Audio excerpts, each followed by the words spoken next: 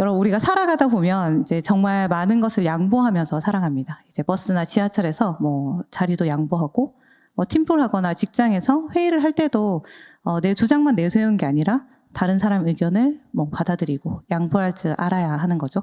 그리고 이제 심지어 감정까지도 또 양보해야 할 때가 있습니다. 이제 자라면서 부모님께 자주 들었던 말 뭐 있으신가요? 저는 누나니까 동생한테 양보해야지. 네가 누나잖아. 조금 참아야지. 이런 말을 좀 많이 듣고 자랐거든요. 그래서 처음엔 그냥 그런가 보다 했는데, 근데 어느 순간부터는 이제 마음속에 억울함이 쌓이기 시작한 거예요. 아니, 왜 내가 항상 져줘야 돼? 왜 맨날 동생한테 양보하라는 거야? 근데 여러분, 웃긴 게 뭔지 알아요? 동생도 똑같이 억울해하고 있다는 거.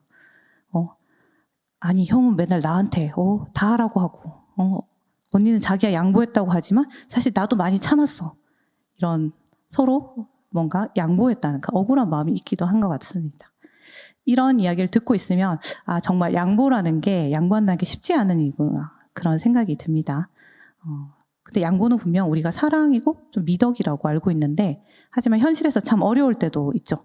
그래서 양보하지 못하면 여러 문제들이 생겨나기 시작합니다. 가족 안에서도 뭐 친구 사이에서도 직장이나 학교에서도 서로 자기 것만 고집하다 보면 좀 이래 긴장감이 생기고 결국에는 사소한 일에 다투게 되기도 합니다. 또 어떤 사람은 나는 항상 옳아, 나는 절대 손해보면 안 돼 하면서 이 자기중심적인 태도가 또 굳어지기도 하는데요. 또 어떤 사람은 양보하기 싫어서 매번 싸우고 맞서야 하니까 마음이 점점 지치고 결국 사람을 대하는 것 자체가 좀 힘들어지기도 합니다. 그래도 우리는 양보를 배워가죠. 한 발 물러설 줄 아는 훈련이 결국 우리를 성숙하게 하기 때문입니다. 하지만 여러분, 우리가 인생을 살다 보면 절대로 양보할 수 없는 순간도 찾아옵니다. 누군가에겐 가족이 그럴 수 있고요. 누군가에겐 자기 양심이, 또 다른 누군가에는 믿음이 절대 양보할 수 없는 대상이 되기도 합니다. 오늘 함께 나누는 이 시편 141편에서도 다윗도 바로 그런 순간을 지나고 있습니다. 그는 지금 생명의 위협을 받고 있는데요.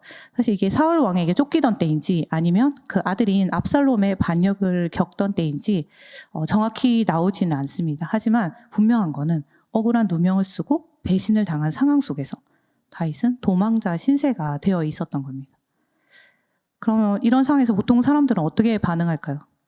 억울하면 변명하고, 두려우면 뭐 숨거나 도망치거나, 급하면 뭐라도 붙잡고 싶어서 때로는 이 방법이 아닌 걸 알지만 유혹이 오면 타협하게 되기도 합니다. 이번만큼은 어쩔 수 없지. 살기 위해선 방법을 가리지 말아야지. 이런 생각으로 내 신념도 내 말도 기준도 쉽게 꺾여버릴 때가 있습니다. 하지만 오늘 다윗은 그렇게 하지 않았습니다. 그는 두렵고 억울한 이 위기 속에서도 하나님 앞에 자신의 믿음을 지켜달라는 기도로 간구합니다. 그래서 우리는 오늘 이 다윗의 기도를 통해서 우리가 어려움 가운데 처할 때 결코 양보해서는 안 되는 것들이 무엇인지, 그리고 어떻게 우리의 그 마음에 오는 유혹 가운데 타협하지 않을지 함께 좀 나누어 보고자 합니다. 앞서 이야기한 것처럼 다윗이 지금 매우 다급한 상황에 놓여 있습니다. 단순히 어딘가에 숨어 지내는 정도가 아니라 실제로 쫓기고 있는 위기의 순간인 것입니다. 이때 다윗은 하나님을 부릅니다. 시편 141편 1절 말씀입니다. 함께 읽도록 하겠습니다. 여호와여, 내가 주를 불렀사오니 속히 내게 오시옵소서. 내가 주께 부르짖을 때 내 음성에 귀를 기울여서 속히 내게 오시옵소서. 다윗은 지금 생명이 위태로운 두려운 상황 속에서 하나님을 찾고 있습니다. 우리는 보통 위급한 상황을 겪을 때 본능적으로 반응하는데, 그때 목사님이랑 감정 이야기했을 때도 내 편도체가 이제 위험을 감지하면 아드레날린과 코르티졸 이런 게 분비되고 심장이 빨라지면서 몸은 싸우거나 이제 도망칠 준비를 하게 됩니다.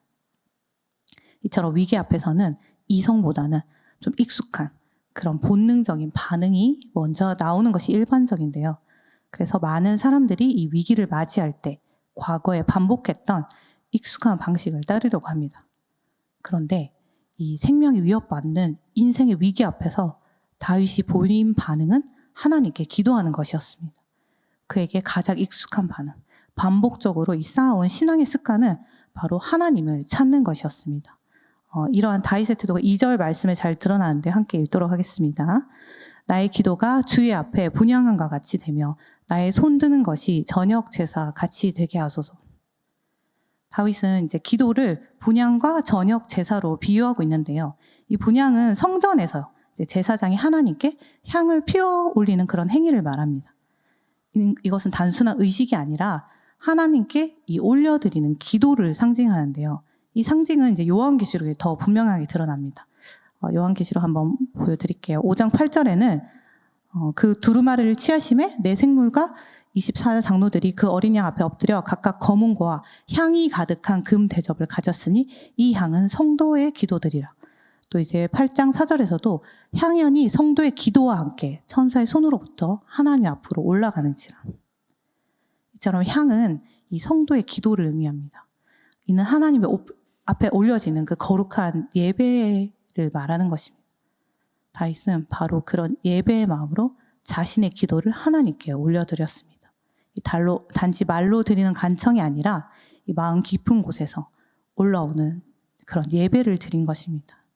그는 또 이렇게 고백하는데요. 나의 손드는 것이 저녁 제사같이 되게 하소서. 이 시편 141편이 이제 저녁 기도로 불리는데요. 이제 시편 5편은 아침 기도라고 많이 해요. 그래서 이제 짝을 이뤄서 함께 하루의 시작과 끝을 하나님께 드리는 기도입니다. 그래서 다윗은 삶의 어느 순간도 하나님 없이 지나가지 않기를 바랬습니다. 그의 기도는 이제 단순한 습관이 아니라 삶 전체를 드린 예배였던 것입니다. 형식적인 것이 아니라 절박한 그런 의지와 사랑이 담긴 자신의 믿음의 반응이었던 것. 그렇기에 그는 목숨이 위태로운 순간에도 이 먼저 도망치거나 복수를 생각한 것이 아니라 그가 가장 먼저 붙든 것은 오직 하나 그 기도를 통한 예배였습니다. 그럼 여러분, 우리도 기도의 자리에서 이 멀어지지 않게 해달라고 간절히 구해야 합니다. 이 위기의 상황 속에서 그의 마음이 하나님과 이어지게 해주는, 다윗의 마음이 이제 이어지게 해주는 이 기도는 멈추고 싶지 않다는 이 다윗의 고백처럼 곧 그 고백이 우리의 고백이 되어야 하는 것입니다. 여러분들 이렇게 20대나 30대 청년들이 살다 보면 요즘 늘 바쁘고 지치고 마음에 여유가 없는 게 많이 보입니다. 학업이나 취업, 인간관계도 그렇고 미래에 대한 불안, 그냥 이렇게 읊기만 해도 이제 굉장히 외부의 압박, 이런 두려움이 느껴집니다. 이런 것들이 한꺼번에 몰려오면 우리는 마음이 다급해지고 기도는 그리고 예배는 나중에 해도 된다고 미루기도 시작합니다. 미루기도 합니다, 이제. 제가 집에 오면 스마트워치를 충전기에 올려두고 잠을 드는데요. 다음날 아침에 차고 나가보니까 이제 작동을 안 하는 거예요. 두드려 봤더니 이제 그냥 검은색 화면만 방전된 거죠. 가끔 멀티탭을 꺼놓고 이제 켜지를 않고 그 워치만 이제 거치대에 넣는 거죠. 종종 그런 일이 있긴 하는데 그 순간 깨닫죠. 아무리 좋은 기능이 있어도 방전되니까 전원이 연결되지 않으면 충전되지 않으면 아무 일도 할 수 없다는 거죠. 좀 지금 이 세대 청년들도 그런 것 같습니다. 겉으로는 잘 버티는 것 같이 보여도 좀 마음과 영혼은 방전된 채 살아가는 경우가 많습니다. 그런데도 이 충전해야 할 시간, 이 기도의 시간을 자꾸 미루는 경우가 많은 것 같습니다. 좀 더 안정되면 하지, 지금은 여유가 없어. 하지만 다윗은 우리에게 이렇게 말합니다. 지금이니까 더 기도해야 해. 예배는 나중이 아니라 지금 이 순간에 가장 먼저 드려야 할 것이야. 그러니 기도의 자리만큼은 양보해서는 안 돼. 왜냐하면 이 기도의 자리가 바로 하나님과 연결되는 순간이기 때문입니다. 그것은 단순히 기도라는 게 단순히 무언가를 요청하는 자리가 아니라 우리 영혼이 다시 살아나는 자리이며 하나님 앞에 다시 서는 자리입니다.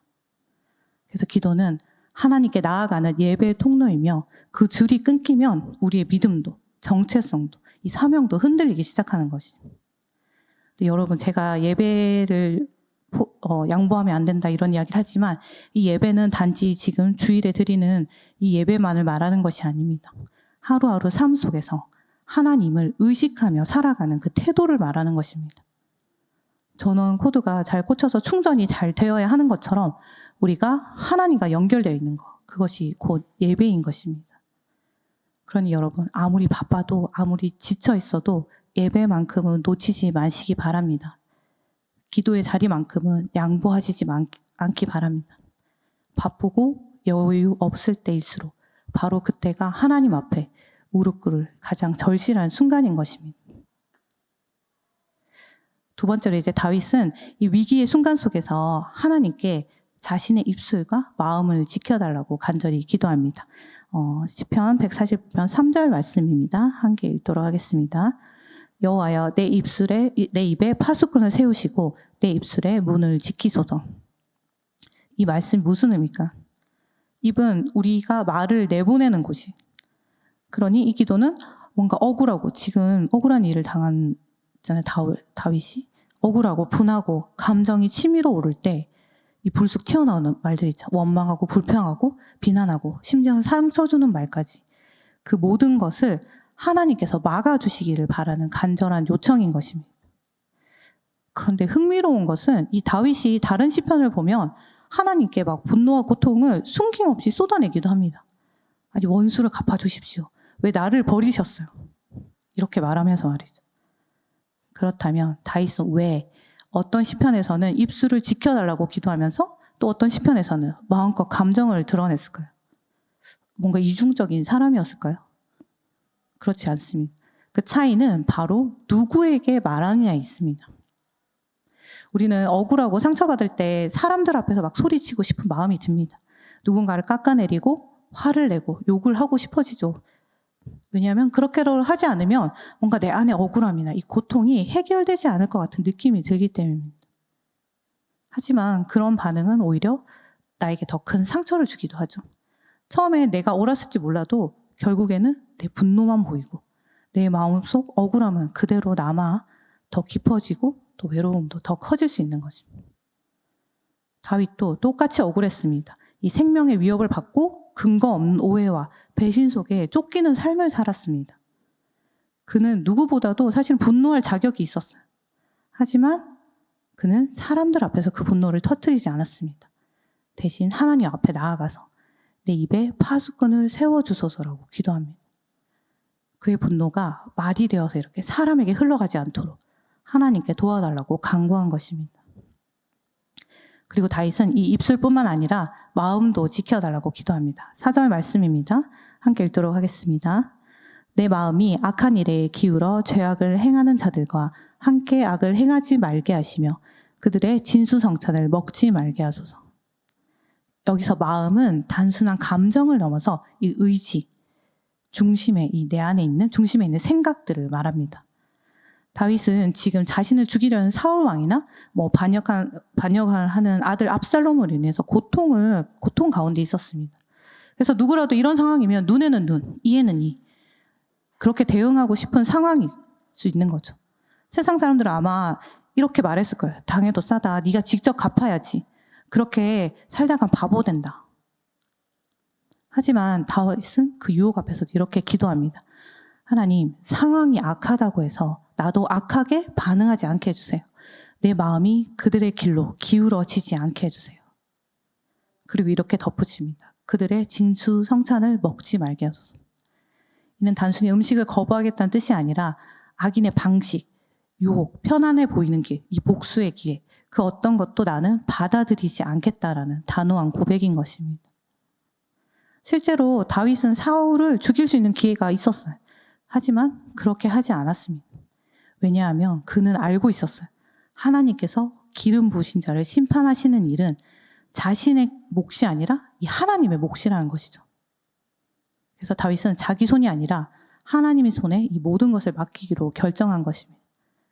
그가 따라야 할 것은 감정이 아니라 하나님의 뜻이었기 때문입니다. 다윗의 이런 태도가 이어진 이제 5절에 잘 나타나는데요. 5절 같이 읽도록 하겠습니다.